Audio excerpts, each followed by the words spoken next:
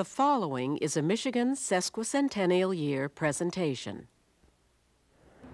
Okay, fishing. Midsummer bass fishing. Some folks say you gotta fish deep. Well, I don't know. We catch a lot of fish in the shallows on spinnerbaits. In fact, Wayne Magdalena from Kelly's Sports and I are gonna take you fishing tonight. Fred Trost is on vacation. Kathy Beitler will join us in a few minutes, so you stay tuned because it's Thursday night. I'm Bob Garner and it's time for Michigan Outdoors. From the rugged shore and woodlands of the north, its history of copper mines and iron ore, the Great Lakes fisheries. To the farmlands of the southern counties, we'll look around again at all that waits the sportsman in the state of Michigan. And sometimes when the moon brings out the diamonds in the snow, and the stillness of the forest lies encased in Arctic cold, the wind might whisper through the trees, listen if you can, it tells you of the beauty in this state of Michigan.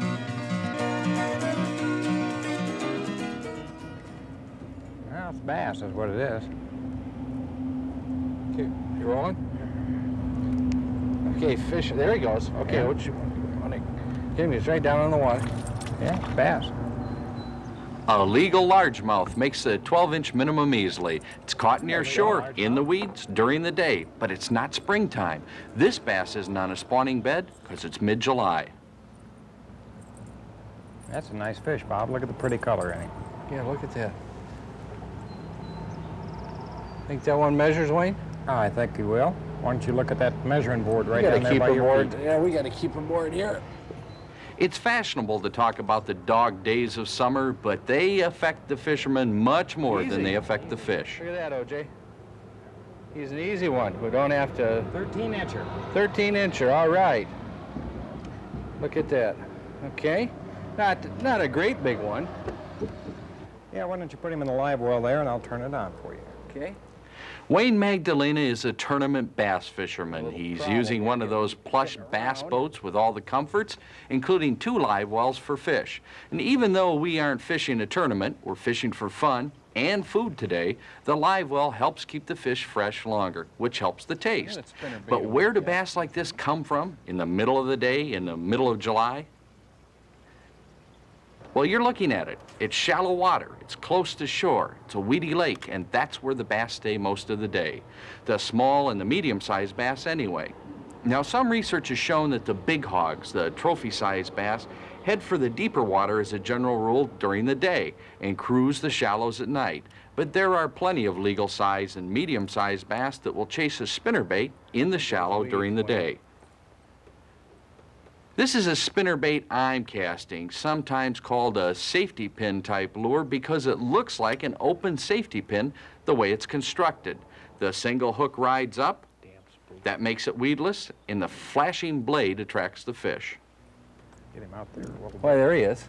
See him? There he is. Yeah, nice. Oh, Nice fish. Nice fish. Ooh. Got in a net? No. No, he's just going to measure. All right. Hey, we run into a school of them? Possibly. He came right out of the lily pads. Right out of the lily pads. Even though lily pads are found in the shallows, some big bass hang under them during the day because it's shaded, and the water stays much cooler under the pads. Now, what kind of blade should you choose for a spinnerbait? Now, Wayne likes to be flexible. Most of the time, he goes for a big willow leaf single blade. Hey, Other got times, another one smaller for blades live work, but with a snap, he can change them. This had a smaller blade on it. Wayne's going to put a big one, but what that essentially is a snap swivel on the end of the spinnerbait, so you can go ahead and change the baits. There's the blade that was on it, compared with the blade that we're going to put on it. We're going to put the silver collar, or the silver willow leaf. Hammered silver. Hammered silver. Just like this, Wayne? Try to put your, switch it around. Put your, the pointed end of your snap towards the inside. It'll catch less weeds. Oh, no kidding. Like that? I'll be That darned. way, this part of this is on the outside, this part of your snap swivel. Oh, it'll turn up? And your little Yeah, okay. snap won't catch weeds on it. Casting spinnerbaits is effective, but they also work well trolled along the weed beds. Now, see how this one is turning in the water? It's slightly bent, a little crooked, which causes it to run erratically. That's not bad for casting, but for trolling, you want to bend it out straight so that it runs evenly. That way you can feel if there's a change in the direction or the pattern, and it'll let you know if you've picked up a weed. Now, bass like structure. They like objects in the water. They like trees, gravel bars, points, islands. These are the places you want to concentrate on whether you're trolling or casting. That's what bass like. Nice fish. Bass. Should have been trolling.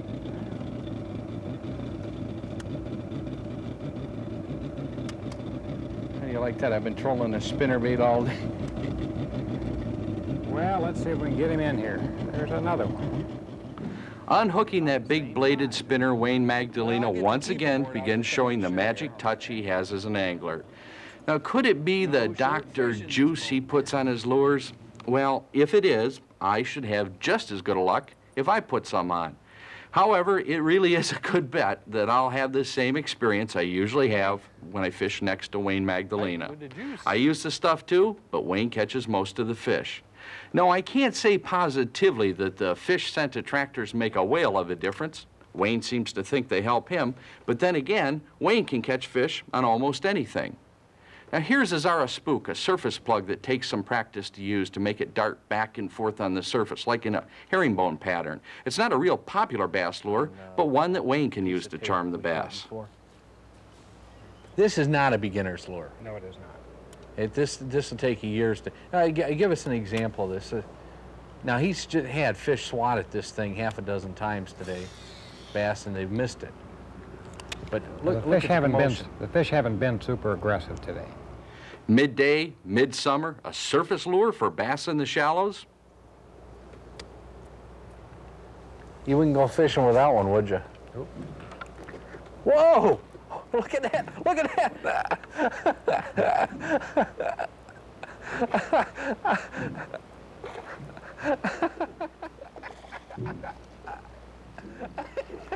That's it, the Wayne Magdalena magic. I swear he could use a fishing lure to pull a rabbit out of a hat.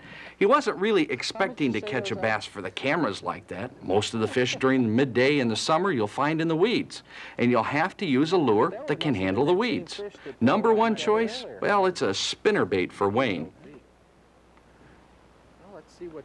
You can troll it, you can cast it, it'll bump the bottom, or you can cast it past or right into lily pads and you won't often get snagged. This is where you'll find bass during the day, under the pads, where it's shaded, where it's cooler. The bass can lay there comfortably waiting for a frog or a minnow to swim close by. Spinnerbaits are easy to use, they're heavy enough to cast, and the real joy is that they don't hang up on the weeds very often. And like I said, weeds are where you're going to find most of the fish. Weeds produce oxygen, which attracts fish. Weeds feed a lot of aquatic insects, crustaceans, and minnows, which the bigger fish like to eat, and weeds provide cover. And at this time of the year, fish the weeds, and that's where you'll find the big ones. All right. Ooh, we got salad and... Yeah, I think I got a fish in amongst all those weeds there. By golly, you had one on. Yeah, still there. He found the weeds, didn't he? Oh, that's good fish. Good fish, Wayne. Oh, good largemouth. Here, you want to hook my net? In the thick of the weeds is where Wayne found this one, the biggest of the day. Largemouth bass. They're not nearly as affected by those hot, muggy dog days of summer as fishermen have been led to believe. This is a nice bass. It'll measure out at 15.5 inches. It'll weigh a couple of pounds. They're real scrappers. That's what bass are known for. They're fight. They're a pretty fish and not bad eating depending on the water they come from. They can taste like the water and weeds they live in, but with the right recipes, they can be real tasty. And they're always fun to catch because of their feisty battles.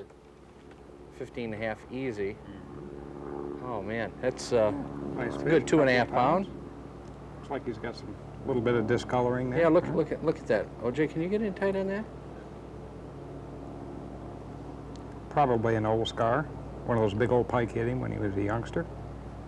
Battle scars from the past. Bass can scar your fishing ego too. But don't give up. You can catch them all summer in Michigan outdoors. Well,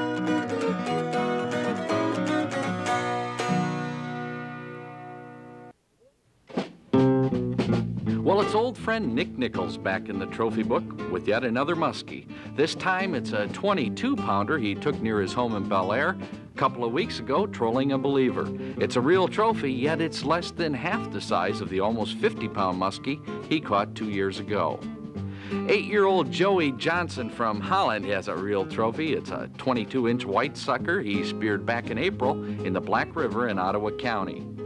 Lake St. Clair is known for its big walleye like this one caught by Bob Fox from Rochester Hills. He caught it at 2 o'clock in the afternoon on a crawler harness. At 28 inches, it just makes the book for a Trost Fishing Award. Here's a candidate for the taxidermist, a huge 24-pound, 2-ounce wild turkey taken by Bill Bevins of Elmont. Bill called in this big tom at about 7:30 the second day of the season in Oscoda County. Now, not only was this gobbler on the plump side, it also had a 12-inch beard. Boy, it must have been a cold day. Here's Bob Felmley from Bay City fishing Grand Traverse Bay the 3rd of May in a snowmobile suit. But look what he's holding. It's a 28-1/4-inch lake whitefish he took at 1:30 that afternoon, still fishing a jig. And here's a fish we don't often see in the trophy book, a 9-pound, 9-ounce gar taken by Edward Masson of Dearborn. Because of their long snouts and sharp teeth, they're tough to hook, but Ed says he's got a system. Usually I let them take it and wait 20 minutes or so, or 20 seconds, 30 seconds, then I set the hook, and usually I catch them. So you were fishing for gar? Oh, yes, all the time. Why? They're fun. I mean, it took me about 20 minutes, 25 minutes to land the fish, and they're a good fighting fish. You take all your line out, and it's fun. I bet that is. You ever had one nip you in the finger? Oh, yeah. You tear the net apart and you net them and everything else. They're not fun when you get them in the boat. Well, they're not fun, but they're fun. Yeah, they smell and everything else. They're terrible. They're terrible fish. Edward Masson Yes. from Dearborn loves to catch them. Got a 9-pound, 9-ouncer. Let's hand it to him for catching gar, being proud of it.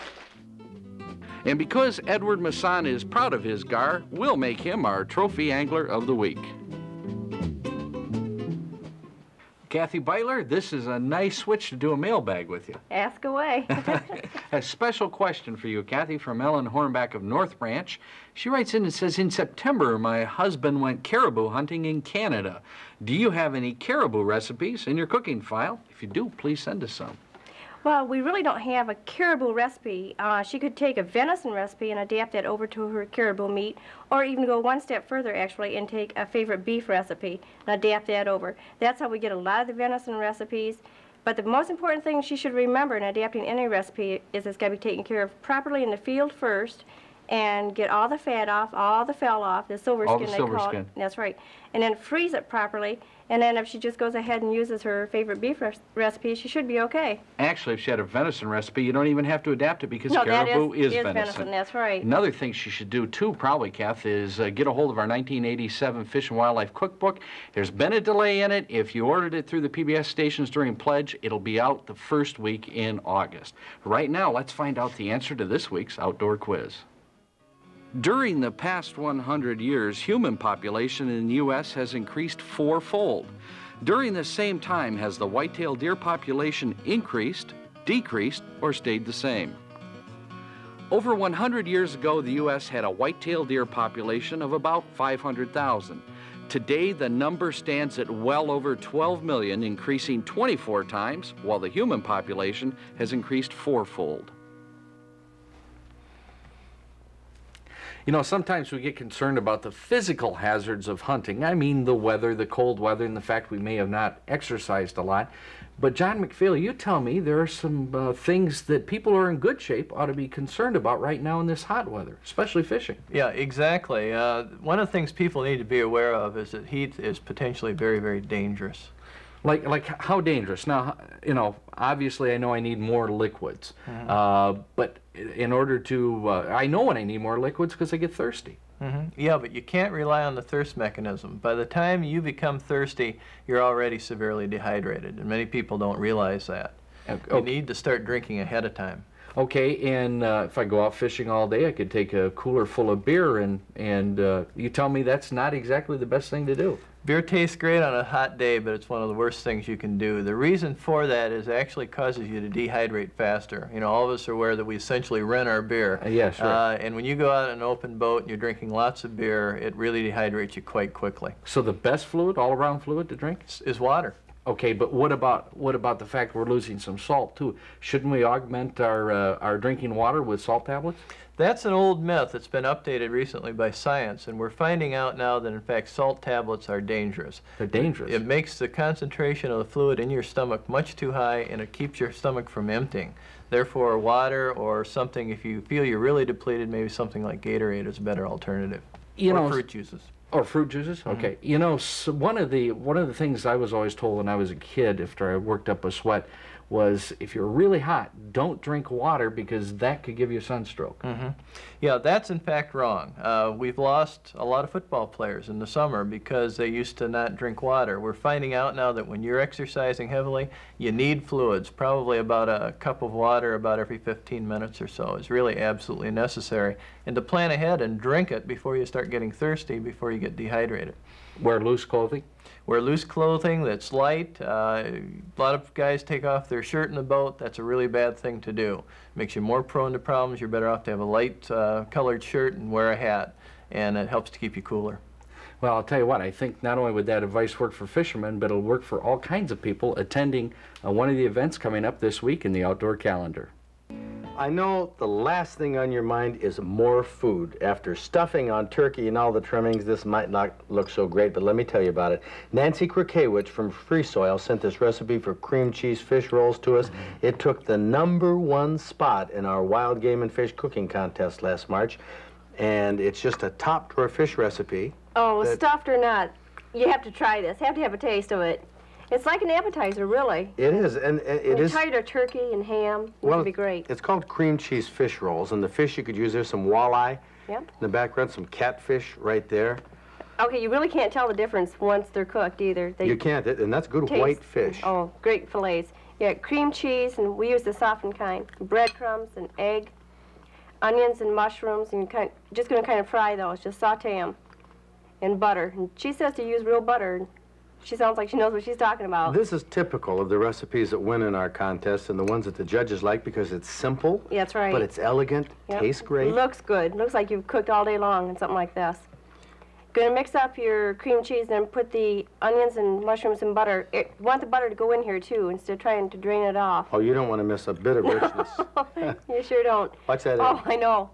Okay, I'm going to add 2 tablespoons of the breadcrumbs right to the mix here. Well, at least 2 tablespoons. Yeah, well, maybe a little bit more. It's going to kind of go a little bit there. And this mixes up fairly easy. And we're just going to pound these. And that's a good dip, by the way. You could serve that as a dip. Yeah, just like that. If for some reason the pounding process got a little out of hand now, you used for the first time, you tried this with the regular meat pounder. Yep. It worked good to me. Oh, it did. It did. You pounded that little fillet was just flattening out like it was supposed to. Yeah, pounded the daylights right out of so was the wax paper. Wax paper and the fish. Yep. And I had picked the little pieces out. So you want to use the flat side. Definitely. Found out that this works just as good. Yep. Flattened out just like it's supposed to. Okay, and then you can, once they're flattened out without the wax paper, you're going to put the cream mixture on these. I think that flattening it would sort of tenderize it a little bit. Oh, yeah, it does. And it would flatten it out. Well, and make they're even then. You know, you don't have thick and then thin. Wrap them up. Yep, dip them in egg. You want to roll them pretty good in egg because you want the breadcrumbs to stick. And go roll them in breadcrumbs. So this has breadcrumbs in it and on the outside. Well, the breadcrumbs inside just kind of holds it together. And there they are. Bob Garner is already done with his first one, and I suppose you want us to remove this large one, Freddie, Bob? under penalty of death, you better give me that. Okay. There it is. Safer for all of us. You've heard about the greatest fish stories, okay? This is the greatest fish recipe ever told on camera. This is phenomenal. This is how it was ranked by our judges as being tops. The best. And, yeah, let's take a look here. I'll use mine to cut it in half, and you can see the fish is rolled around the outside with those mushrooms and the onions and the cream cheese in the middle. It makes it very light, tasty. And like I say, when you're tired of turkey and ham, it's different. This would be a great recipe for New Year's Day. Oh, would. You know, we'll get some letters from people that say you threw a lot of junk on the fish and the fish won't taste through. It does taste through. Oh, yeah. This is the greatest fish recipe. I gave that recipe the highest marks I can give any recipe. If you haven't tried it, you really ought to. It's called Cream Cheese Fish Rolls, and it's in the July-August issue of the Outdoor Digest. Now, in the Digest, you'll find rundowns for each. Wayne found this one the biggest of the day. Largemouth bass. They're not nearly as affected by those hot, muggy dog days of summer as fishermen have been led to believe. This is a nice bass. It'll measure out at 15.5 inches. It'll weigh a couple of pounds. They're real scrappers. That's what bass are known for. Their fight. They're a pretty fish and not bad eating depending on the water they come from. They can taste like the water and weeds they live in, but with the right recipes, they can be real tasty. And they're always fun to catch because of their feisty battles.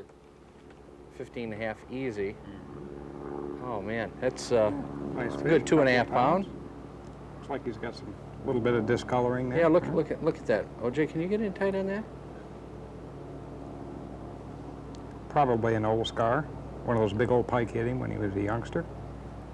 Battle scars from the past. Bass can scar your fishing ego too. But don't give up. You can catch them all summer in Michigan Outdoors.